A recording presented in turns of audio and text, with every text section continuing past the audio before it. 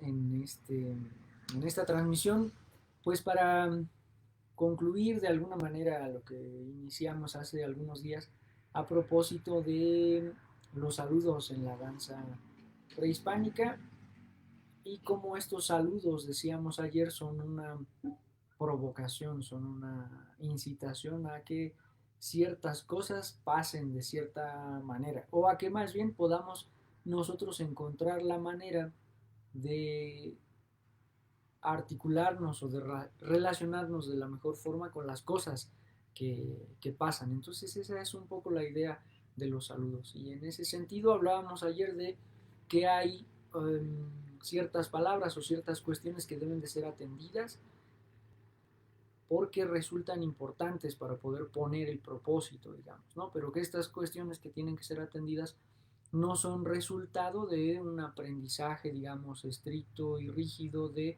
una serie de palabras que que cualquiera puede decir en cualquier momento, sino que hay circunstancias específicas que nos permiten proponer un mejor entendimiento de esta condición.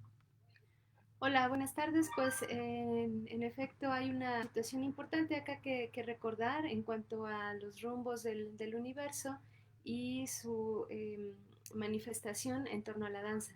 Hemos dicho que es importante el reconocimiento de estos puntos cardinales del cielo y de la tierra también, y que una vez que nosotros propiciamos esa enunciación, estamos reconociéndolos, recordándolos, pero también haciéndolos manifiestos. Entonces, ayer decíamos en la noche, cuando vamos hacia el rumbo del oriente, reconocemos entonces las esencias que están puestas en ese lugar. Y en primera instancia nos damos cuenta que hacemos una conexión, una relación ahí con el Padre Sol. No estamos adjudicando o mirando aspectos de la naturaleza que no estén presentes, sino que estamos haciendo una relación expresa, explícita, con lo que vivimos en ese momento. Y una de esas cosas, cuando realizamos la danza, pues es propiamente el reconocimiento del Padre Sol.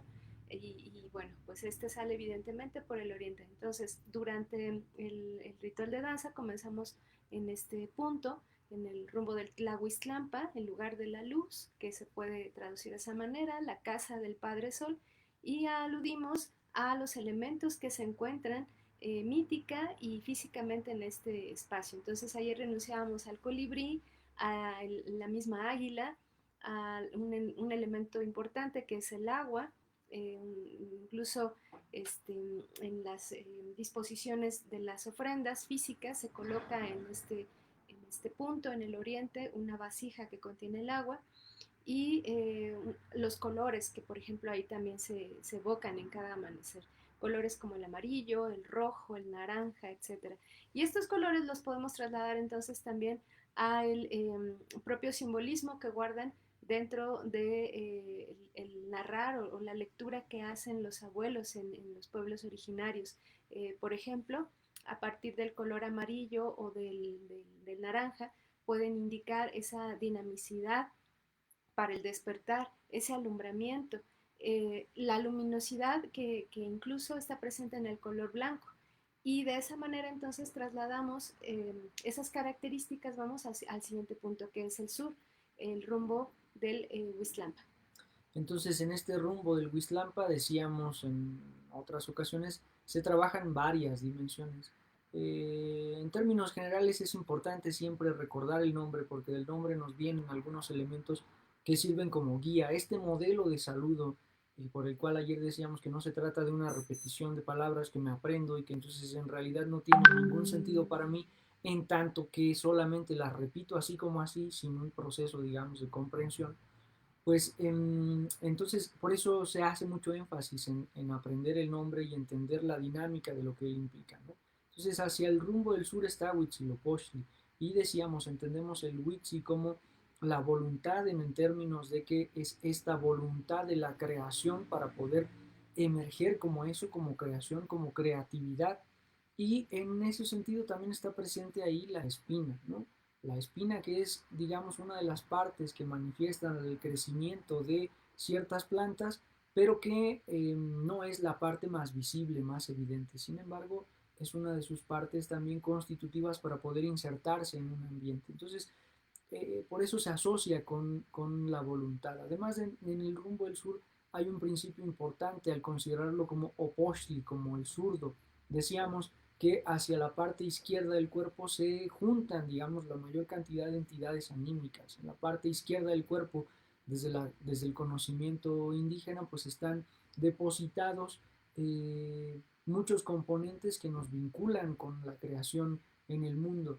No tiene esta connotación negativa, entonces siempre en ese sentido hacia el sur se propicia todo aquello que hace que la vida surja, y a eso se le denomina voluntad. No tiene que ver con nuestra noción de voluntad individual, tiene que ver con una voluntad, digamos, que es trascendente al individuo, que está mucho más allá del individuo y que es la voluntad de la creación, ¿no? De una entidad que nos supera y que nos alberga a todos. Por eso se representa o se encarna en esta figura de Huitzilopochtli. Y no entendamos Huitzilopochtli tampoco en términos de lo masculino, o sea, Huitzilopochtli nos está hablando de una condición creativa de la existencia, porque también de pronto pareciera que referimos mucho o se refiere demasiado el asunto de lo masculino y lo femenino en términos de la constitución de este tipo de pensamiento. En ese sentido, entonces hacia el sur se propone la voluntad, se propone el color azul, y los colores pues también tienen otro entendimiento dentro de esta perspectiva que habrá que estar también rastreando. Se propone entonces el conocimiento profundo, se propone la fertilidad, la creatividad de la tierra, de las plantas. Hacia el sur del país, por lo menos de México, es donde la vegetación es más exuberante, ¿no? Está la selva más grande del país, están los mantos acuíferos más importantes, etcétera. Entonces tiene que ver con eso, ahí es donde la vida se manifiesta en toda su voluntad, en toda su potencia. Entonces eso es lo que se propone hacia el sur. Cuando nos dirigimos al poniente, entonces encontramos el nombre que se le da, el Cihuatlampa, el lugar de la mujer, literalmente como se entiende, pero bueno, hacemos una interpretación en el sentido de que estamos aludiendo a la figura, a la herencia de nuestras abuelas que han muerto en el parto, que han acompañado entonces al Padre Sol durante su tránsito en el anochecer para su posterior alumbramiento en el oriente. Entonces, este punto es importante dado que se extienden las relaciones con el género femenino. Se reconoce nuestra procedencia a partir de nuestra madre, de nuestras abuelas, y conforme a ello, entonces se le rinde honores a todo el linaje femenino que portamos. Entonces, en este punto del Cihuatlampa también encontramos elementos importantes como el fuego, dado que dado su asociación con las mujeres, por el hecho de ellas estar al pendiente del hogar, del fuego, del tlecuil, del fogón, de los alimentos, etcétera, ¿no? Entonces nos recuerda cómo estas particularidades que no son exclusivas propiamente de las mujeres, pero que sí nos encargamos un tanto más de estas cualidades o de estas actividades en casa. Entonces, con base en ello, se recupera la relación con el fuego, con el tlecuil, ya decíamos, y con algunas otras manifestaciones de los animales, por ejemplo, que están relacionados en este punto, en el punto del anochecer, en el punto donde podemos encontrar la acción del jaguar o del tigrillo, del ocelote. Si observamos su piel, entonces está cubierto por manchas negras. Estas manchas negras están aludiendo al cielo nocturno, al anochecer. Cómo su camuflaje puede entonces hacerlos pasar desapercibidos durante la noche para salir a la casa, etcétera, etcétera.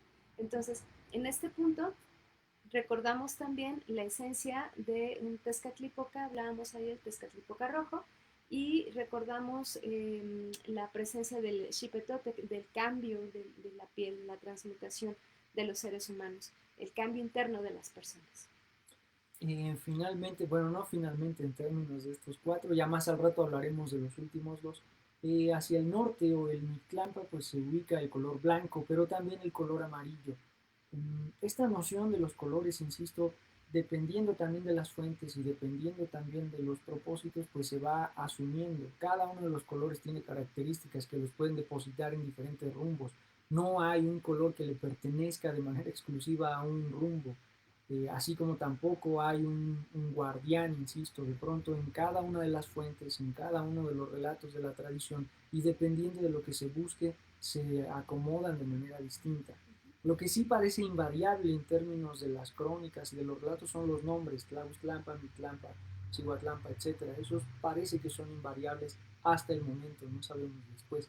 En fin, en el norte se ubica, entonces decíamos, el color blanco y el amarillo. El color blanco y el amarillo como signos de la preservación de las cosas, de la preservación de esta memoria, de la extensión de esta memoria y de la última etapa de lo vivo, o de la última etapa que enfrentará lo vivo en términos de su trascendencia, ¿no? O sea, cuando una cosa va a dejar de estar viva, según esta concepción prehispánica, cosmogónica, se vuelve o se empieza a tornar amarillo o blanco. Blanco referido al color de los huesos, digamos, del Om, y amarillo referido al color de las arenas de los desiertos, en donde lo que crece es muy poco, lo que crece es escaso, y de plano hay desiertos en los que no crece absolutamente nada, ¿no? Entonces, que la vida se propicie en esos escenarios es muy complicado. Lo mismo podríamos asociar, por ejemplo, el blanco a los casquetes polares o a la cima de las montañas, en donde el blanco cubre, la vida se complica demasiado, ¿no? Entonces, precisamente hace referencia a esta condición. En el norte, entonces, también está situado, por ejemplo, aquellos animales que ayudan a la transformación de las cosas, a la última transformación de las cosas, es decir, llevar los animales en descomposición a los huesos, por ejemplo. Entonces ahí podríamos ubicar a los cóndores, a los buitres, bueno, no sé si el cóndor se alimenta de carroña en realidad, pero el buitre, el sopilote, el coyote, ¿no? Ese tipo de animales que se encargan de limpiar y de reintegrar a la tierra todos estos elementos, pues podrían funcionar en ese escenario. De la misma manera, y para cerrar esta parte que comenta Edwin, el color amarillo y el blanco también lo podemos encontrar presente en las hojas, en la misma, el mismo proceso de desarrollo de una planta. Cuando ésta está próxima a secarse, se va tornando en colores amarillo, rojizo, naranja. Incluso muchas de estas plantas, cuando se tornan muy blancas por el chahuiztle, ¿no? Este animalito que es como una plaga y que seca a las plantas, que las come, entonces van poniéndose de ese color, un color cenizo. Y nuestra piel, cuando enfermamos, la mayoría de las ocasiones también se torna de ese color, un amarillo pálido o blanco incluso. Entonces son elementos, démonos cuenta cómo estos son elementos, son colores, son figuras, entidades energéticas, animales que están dispuestos en los puntos y que, bueno, bien decía Alvin, no están dados o determinados de manera exclusiva a estos lugares. Sin embargo, dado el propósito, pues de ahí se van tejiendo estas conexiones, estas relaciones para lo que se busca en el momento de realizar la danza. Pues al ratito nos escuchamos para terminar de platicar con ustedes sobre los rumbos que hacen falta, arriba y abajo. Y entonces, pues muchas gracias por acompañarnos. Muchas gracias y buen día.